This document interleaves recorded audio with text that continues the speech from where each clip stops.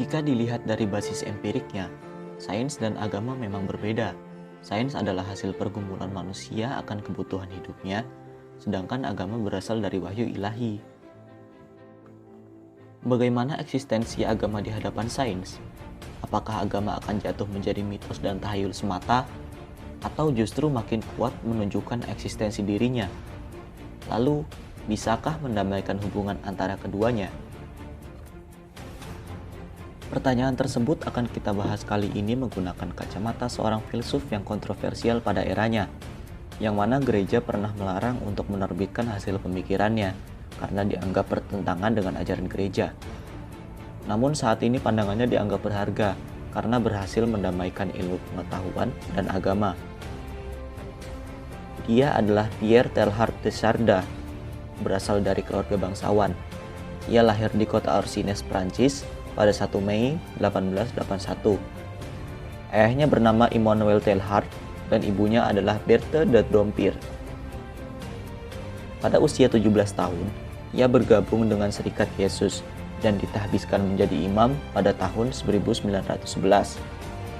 Ia belajar paleontologi dan geologi sejak tahun 1912 dan pada tahun 1922 berhasil meraih gelar doktor dalam bidang paleontologi di Universitas Sorbonne, Paris. Setelah mengajar di Universitas Katolik Paris pada tahun 1923, de Chardin mulai melakukan penyelidikan di bidang paleontologi dan geologi. Dalam upaya penyelidikan itu, Teilhard de Chardin menjelajahi berbagai negara, seperti Cina, Eropa, Amerika, Asia, dan Afrika. De Chardin meninggal di New York bertepatan di hari Paskah, 10 April 1955. Konsep materialitas dan spiritualitas menurut de Chardin. Yang pertama, makna materialitas. Sesuatu dikatakan kompleks jika berisi unsur-unsur dalam jumlah besar yang terorganisir. Kompleksitas dipahami tidak hanya sebagai jumlah unsur-unsur yang menyusunnya, tapi juga termasuk jumlah, kekuatan, kedalaman hubungan yang mengikat unsur-unsur secara bersama. Kompleksitas menyangkut segi luar atau fisik, lahiriah, badan ataupun materi dari segala sesuatu. Kompleksitas, materialitas, dan segi luar merupakan kata-kata yang mempunyai makna yang sama bagi de Chardin. Kompleksitas bagi de Chardin bukan hanya pada kulit, daging, dan tulang, tetapi materialitas atau kompleksitas mencakup cara bicara dan cara hidup. Badan atau wujud kompleksitas dapat dikatakan secara lebih umum sebagai aspek materialitas. Aspek kompleksitas atau materialitas suatu hal tidak hanya berarti fisik kosong belaka, tetapi menyangkut juga kedalaman, kekuatan, atau ekspresi yang diwujudkan. Jika seseorang menangis, tertawa, ataupun bahagia, maka mimik atau raut muka yang dinampakkannya sebagai ekspresi diri merupakan aspek kompleksitas atau materialitas manusia. Pada sistem komunikasi manusia, wujud bahasa, kata yang diucapkan, tulisan, ataupun ekspresi isyarat melalui tangan, kesemuanya merupakan aspek materialitas manusia, khususnya dalam kaitan dengan kemampuan komunikasi yang ada pada manusia. Formulasi materialitas dalam kosmos menampakkan diri dalam suatu keadaan genesis atau menjadi. Proses menjadi dalam aspek materialitas berkembang dalam kompleksitasnya. Segala sesuatu yang ada dalam kosmos tidak berada secara terus-menerus pada satu keadaan, melainkan selalu dalam proses kejadian. Segala sesuatu yang mengisi alam semesta bergerak dalam proses genesis yang terkonsentrasi dalam materi atau segi luar yang lebih kompleks dan terorganisir. Yang kedua, makna spiritualitas. Bagi de Chardin, spirit merupakan realitas yang ultimate. Seluruh kehidupan pada seluruh aspek manusia dilingkupi kehidupan yang beraspek spiritualitas. Badan tidak hanya memiliki panas, warna, berat, tetapi juga memiliki suatu kesadaran atau fenomena spiritualitas. De Chardin memandang aspek spiritualitas tidak sebagai sesuatu yang metafenomenon atau epifenomenon. Teilhard de Chardin melihat aspek spiritualitas sebagai kesadaran yang mengisi alam semesta, walaupun dalam pengamatan pertama, porsi kesadaran dalam dunia fisik adalah tampak sangat tipis. Fakta-fakta yang hanya diinterpretasikan sebagai sesuatu yang atomik dan beraspek materialitas belaka adalah tidak memadai. Pemahaman fakta-fakta tentang realitas yang ada, jika hanya dipahami dari segi luarnya saja, akan kehilangan sesuatu yang lebih mendalam dan kehilangan makna yang dikandung. Taylor memahami aspek spiritualitas sebagai segi kesadaran yang ada pada alam semesta, termasuk manusia. Kesadaran, hakikat batin, dan spontanitas merupakan 3 kata yang mempunyai makna yang sama bagi Taylor. Segi dalam, hakikat, batin, jiwa, intensitas, dan kesadaran dapat dikatakan secara umum sebagai aspek spiritualitas. Aspek spiritualitas merupakan suatu dimensi yang memberi cap pada segala yang ada di alam semesta, walaupun dalam taraf intensitas yang berbeda-beda. Aspek spiritualitas pada dunia materi tak bernyawa lebih sulit untuk dibuktikan secara eksperimental. Namun, hal ini bukan berarti bahwa aspek spiritualitas baru muncul setelah dapat dibuktikan untuk pertama kalinya. Seluruh kosmos mengandung aspek spiritualitas yang pada tahap rendah masih tersembunyi. Aspek spiritualitas pada taraf kosmos yang semakin tinggi akan semakin tampak. Aspek kesadaran dalam objek pada tahap perkembangan yang lebih rendah atau materi tidak bernyawa tersusun serupa dengan materi itu sendiri. Aspek spiritualitas akan semakin lebih rumit dan sempurna pada tahap perkembangan kosmos yang lebih tinggi. Jejak perkembangan aspek spiritualitas dapat dilihat dari taraf perkembangan kehidupan sampai pada kemampuan refleksi manusia. Manusia dengan kemampuan refleksi sebagai bentuk perkembangan aspek spiritualitas yang semakin intensif, mempunyai arah evolusi ke masa depan yang terus berlanjut. Teori evolusi penciptaan ilahi De Sardia. Seperti yang telah disebutkan di awal, De Sardia berusaha mencari jalan tengah antara agama dan ilmu pengetahuan dengan tetap mempertahankan eksistensi masing-masing. Menurutnya, teori evolusi harus dimengerti sebagai kesatuan yang fundamental yang menandai kosmos seluruhnya, termasuk di dalamnya adalah manusia. Kesatuan itu bersifat dinamis, artinya kesatuan itu merupakan proses yang sedang berlangsung dan akan terus berlangsung. Dalam proses evolusi, De Sardia berpendapat bahwa setiap fase mempunyai waktunya sendiri. De Sardia menolak pandangan tradisional yang melakukan dikotomi secara tajam antara benda mati dan benda hidup, materi dan roh. Menurutnya, dalam materi terdapat segi dalam dan segi luar, dan segi dalam inilah yang memungkinkan proses evolusi. Dengan demikian, semua materi itu sesungguhnya hidup, kendati masing-masing memiliki intensitas dan kehidupan yang berbeda. Kehidupan muncul karena intensitas segi dalam yang mencapai tingkat lebih tinggi. Teilhard de Sardia memberikan hukum kompleksitas kesadaran untuk menjelaskan adanya hubungan yang erat antara kompleksitas struktur materi dengan intensitas kesadaran. Segi dalam suatu materi akan semakin intensif apabila struktur materi atau segi luar lebih kompleks.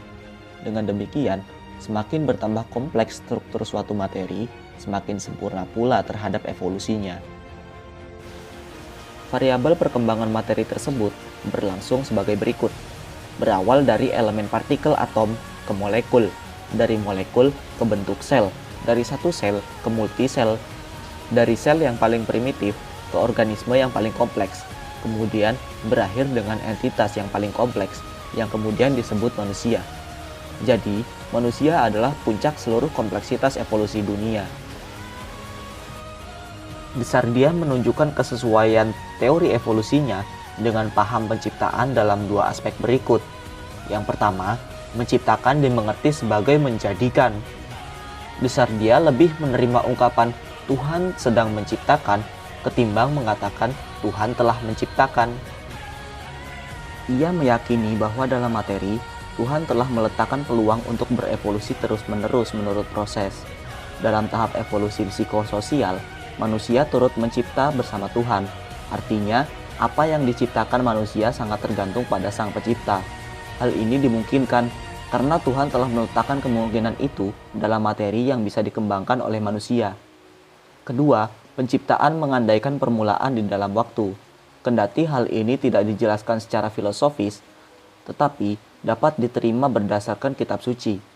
Lewat teori evolusinya, De Sardia berkeyakinan bahwa evolusi kosmos telah menunjukkan adanya permulaan seluruh proses, dan semua itu hanya bisa ditemukan di dalam Tuhan sebagai pencipta. Oleh karena itu, proses evolusi tidak hanya berhenti pada manusia lampau kosmos dan umat manusia, melainkan selalu menuju masa depan dan akan terus berlangsung sepanjang sejarah manusia. Hal ini ditunjukkan lewat aneka kemajuan dan perubahan, entah di bidang sains, teknologi, ataupun peradaban manusia. Desardia kemudian merumuskan evolusi psikis dan sosial, atau yang disebut evolusi nosfer, yang dihubungkan dengan evolusi spesies manusia. Ia berkeyakinan bahwa evolusi nosfer sangat berbeda dengan evolusi sebelumnya, yakni evolusi organis dan biologis biosfer. Karena manusia adalah makhluk yang bebas, oleh karena itu tidaklah mustahil pada fase tertentu manusia akan memusnahkan kehidupan di bumi, termasuk dirinya sendiri. Semua krisis yang terjadi itu, entah lewat fenomena kultural, teknologi, politik, maupun ekonomi, bagi Desardia adalah sebuah proses menuju tahap penciptaan yang lebih tinggi. Munculnya krisis justru akan makin menyatukan manusia. Bahkan manusia sendiri bisa menjangkau persatuan universal itu.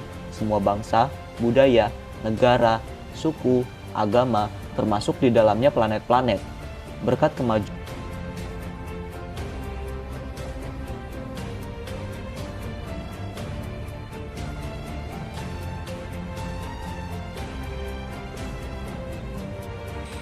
kita akan sedikit membahas mengenai seorang tokoh filsuf yang ahli dalam banyak bidang pengetahuan.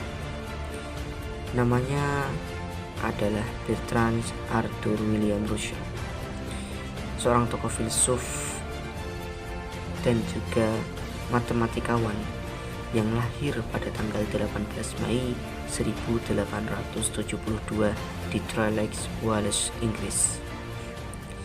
Kelahirannya pun diwarnai dengan kecamuk Perang Dunia yang tentu akan mempengaruhi arus pemikiran ke depannya. Dia terlebih dahulu mengenyam pendidikan privat di rumahnya. Setelah itu melanjutkan pendidikan di Trinity College atau Universitas Cambridge dan mendapat gelar di universitas tersebut. Dia juga terkenal dengan gerakan anti perang dan juga mengecam penggunaan senjata nuklir yang membuatnya harus mendekam di penjara dan membayar denda. Russell meninggal dunia pada 2 Februari 1970 di usia yang cukup lama, yaitu 97 tahun, ya hampir 1 abad, sehingga menjadikannya memiliki kesempatan untuk berinteraksi dengan banyak tokoh seperti Moore, Whitehead, bahkan dengan rekan mutualismenya, Louis Wesson. Russell bersama Moore mengembangkan pandangan realisme common sense sebagai kritiknya terhadap idealisme. Dia sendiri menekankan pada analisis bahasa melalui fakta-fakta real. Namun, pemikirannya sedikit berbeda dengan Moore yang menekankan pada akal sehat. Sampai pada akhirnya, Russell harus memutuskan mengambil jalan yang berbeda dengan Moore karena Russell berpendapat mengenai ketidaktepatan penggunaan bahasa biasa dalam filsafat, yang mana bahasa biasa banyak menimbulkan kekaburan maupun arti ganda. Sedangkan Moore sendiri menyatakan bahwa filsafat itu cukup dengan bahasa biasa. Sehingga Russell menawarkan dasar-dasar logiko-epistemologik untuk bahasa. Russell mengutamakan tentang fakta, bentuk logika, bahasa ideal, dan prinsip dasarnya, yaitu adanya kesepadanan antara fakta dengan bahasa. Dan dunia ini merupakan totalitas fakta-fakta, bukan benda. Fakta dalam pemikiran Russell merupakan ciri-ciri atau relasi yang dimiliki oleh benda-benda. Russell berpendapat bahwa grammar dari bahasa yang biasa digunakan sebenarnya tidak tepat, karena dunia terdiri dari fakta-fakta atomis, dan hanya bahasa-bahasa yang mengacu pada fakta atomis lah yang dapat disebut sebagai bahasa yang benar. Berdasarkan konsep ini, maka Russell berpendapat bahwa salah satu tugas terpenting filsafat adalah menganalisis proposisi-proposisi bahasa untuk menguji kebenaran forma logis dari proposisi tersebut. Dari sinilah Russell dikenal sebagai orang yang mencetuskan istilah atomisme logis. Atomisme logis adalah suatu paham yang berpandangan bahwa bahasa dapat dipecah menjadi proposisi atomik atau proposisi elementer melalui teknik analisis logis atau analisis bahasa. Setiap proposisi yang ada mengacu pada bagian terkecil dari realitas yang pada intinya ingin menunjukkan adanya hubungan yang mutlak antara bahasa dengan realitas.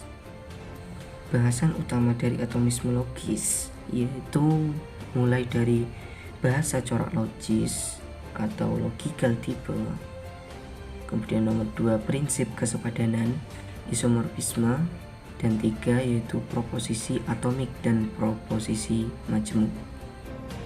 Yang pertama adalah bahasa corak logis, yaitu berlandaskan pada bahasa logika. Russell menentukan corak logis yang terkandung dalam suatu ungkapan. Dia melihat bahwa penyimpangan yang terjadi dalam bahasa filsafat lebih banyak ditimbulkan oleh ketidakpahaman terhadap bahasa logika, sehingga terjadi perbedaan corak logis antara dua kalimat yang struktur bahasanya sama tetapi memiliki struktur logis yang berbeda. Yang kedua yaitu prinsip kesepadanan. Seluruh pengetahuan hanya dapat dipahami apabila diungkapkan dalam bentuk bahasa logika. Keyakinan itu diwujudkannya dalam karya yang disusunnya bersama Whitehead, yaitu Principia Mathematica. Melalui karya tersebut, dua filosof ini memperlihatkan bahwa konsep matematika dapat didefinisikan dengan menggunakan istilah logika saja. Dalil matematik dapat dibuktikan dengan menggunakan definisi dan prinsip logika. Yang terakhir yaitu proposisi atomik dan proposisi majmuk. Pembahasan ini berkaitan erat dengan upayanya untuk menjelaskan kesepadanan antara struktur bahasa dengan struktur realitas.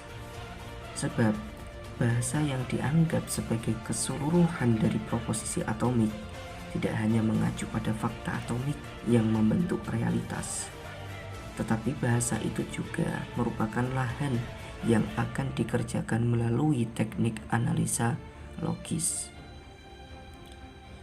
Setiap proposisi pada hakikatnya mengacu pada dua hal, yaitu data indrawi atau partikularia yang merupakan hasil persepsi konkret individual dan sifat atau hubungan universalia dari data indrawi. Kebenaran atau kekeliruan proposisi majmuk dapat ditentukan oleh kebenaran atau kekeliruan proposisi atomik yang proposisinya dapat dianalisa. Sementara kebenaran proposisi atomik dapat ditentukan dengan merujuk pada fakta yang digambarkannya. Ludwig Joseph Johann Wittgenstein atau yang biasa disapa dengan Ludwig Wittgenstein merupakan pria berkebangsaan Austria. Wittgenstein merupakan murid dari Bertrand Russell.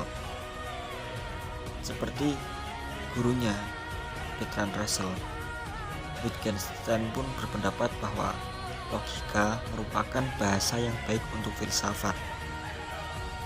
Dalam periode pertamanya, Wittgenstein mengatakan bahwa bahasa biasanya justru malah bisa menimbulkan kekacauan pada filsafat. Dalam karya pertamanya, dia berteori bahwa makna adalah gambar. Hakikat bahasa adalah gambaran yang logis dari realitas dunia, dan hakikat dunia adalah keseluruhan fakta-fakta dan bukan benda, dan fakta merupakan suatu keberadaan peristiwa. Wittgenstein berpendapat bahwa proposisi yang metafisis itu tidak bisa dibuktikan kebenarannya karena proposisi metafisis tidak menggambarkan realitas dunia yang empiris atau melalui pengalaman indrawi, dan tidak bermakna karena tidak mengungkapkan apa-apa. Meskipun demikian, Wittgenstein tidak menolak mentah-mentah metafisika, karena ia juga mengakui adanya proposisi yang bersifat tautologis atau kebenarannya hanya dapat ditentukan dengan prinsip logis dan bukan dengan pengalaman empiris. Dalam karyanya yang kedua, yang berjudul Philosophical Investigation, pada periode yang berbeda, Wittgenstein mengkritik pemikiran pertamanya yang mengatakan bahwa bahasa logika adalah bahasa yang tepat untuk filsafat. Dalam buku ini, ia lebih sering menggunakan bahasa sederhana yang biasa digunakan sehari-hari dan bukan bahasa logika. Pemikiran Wittgenstein yang semulanya menganggap bahwa bahasa biasa tidak bisa untuk menjelaskan pemikiran-pemikiran filosofis, kini berkeyakinan bahwa bahasa sehari-hari dapat untuk memadainya. Inti pemikiran periode kedua ini adalah hakikat bahasa adalah penggunaannya dalam berbagai macam konteks kehidupan manusia. Setiap konteks manusia memiliki aturan yang berbeda-beda. Kesimpulannya adalah makna sebuah kata adalah penggunaannya dalam kalimat, dan makna sebuah kalimat adalah penggunaannya dalam bahasa. Makna sebuah bahasa adalah penggunaannya dalam berbagai konteks kehidupan manusia. Makna kata tergantung pada situasi, tempat, dan waktu digunakannya kata-kata tersebut dalam kalimat. Dalam periode pertamanya, Wittgenstein berpendapat bahwa kekacauan filsafat adalah karena bahasa biasa tidak dapat digunakan untuk menjelaskan pemikiran filosofis. Dan pada periode kedua, Wittgenstein mengkritik pemikirannya tersebut dan mengatakan bahwa kekacauan bahasa disebabkan oleh ketidaktepatan penerapan aturan dalam sebuah konteks tertentu.